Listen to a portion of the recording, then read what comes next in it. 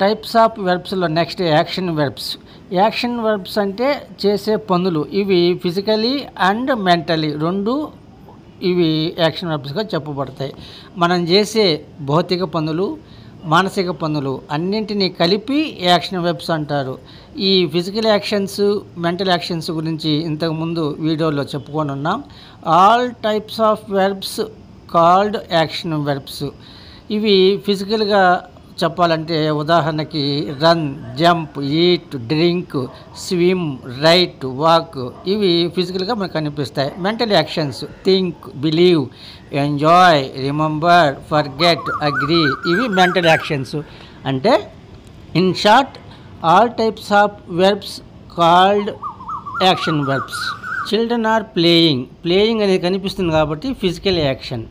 We are watching a movie. Cinema చూస్తూ ఉన్నాము కనిపిస్తుంది కాబట్టి ఇది కూడా physical action. I don't believe you. నేను నిన్ను నమ్మను. ఇది మానసికపరమైనది, mental action believe. Raju agreed to sell his car. Raju car అమ్మడానికి ఒప్పుకున్నాడు. ఇది కూడా మెంటల్ యాక్షన్. అంటే physical and mental both actions.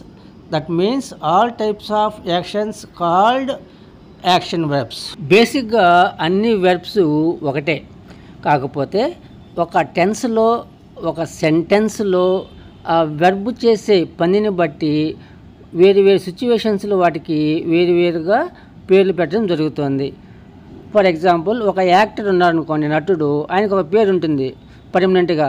కానీ వేరు వేరు మూవీస్లో వేరు వేరు నేమ్స్తో, వేరు వేరు సిచ్యువేషన్స్తో, వేరు వేరు క్యారెక్టర్స్ అతను నటిస్తాడు.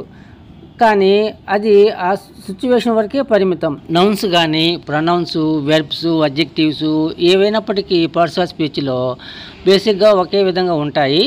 ఒక సెంటెన్స్లో ఆ వర్డ్స్ ఏ ప్లేస్లో ఉపయోగిస్తున్నాము, ఏ ఉద్దేశంతో ఉపయోగిస్తున్నాము, ఏ టెన్స్లో ఉపయోగిస్తున్నాము, ముందు సబ్జెక్టు ఉందా, తర్వాత ఆబ్జెక్టు ఉందా, ఇట్లా అనేక అంశాల ఆధారంగా నౌన్స్, ప్రొనౌన్స్, వెర్బ్స్ మొదలైన వాటికి డిఫరెంట్ టైప్స్ అని చెప్తున్నాము. What is he doing. అతను ఏం చేస్తున్నాడు అన్న ప్రశ్నకి అతను రాస్తున్నాడు, he is writing. Full meaning వచ్చేసింది. ఇక రైటింగ్ అనే వెర్బ్ తర్వాత ఆబ్జెక్ట్ లేదు కాబట్టి దీన్ని ఏమనొచ్చు, ఇంట్రాన్సిటివ్ వెర్బ్ అంటాం. ఏం రాస్తున్నాడు కూడా చెప్పాలనుకోండి, he is writing a letter అన్నాం అనుకోండి, ఇప్పుడు ఆబ్జెక్ట్ ఉంది కాబట్టి రైటింగ్ ట్రాన్సిటివ్ వెర్బ్ అవుతుంది. రైటింగ్ అనే పని కనిపిస్తుంది కాబట్టి ఫిజికల్గా డైనమిక్ వెర్బ్గా చెప్తాము. ఈ విధంగా ఒక సెంటెన్స్లో ఒక వెర్బ్ ఏ విధంగా ఉపయోగించబడుతుంది అన్న దాన్ని బట్టి పేర్లు ఉంటాయి. అంతేగాని బేసిక్గా వెర్బ్స్ అన్నీ ఒకటే.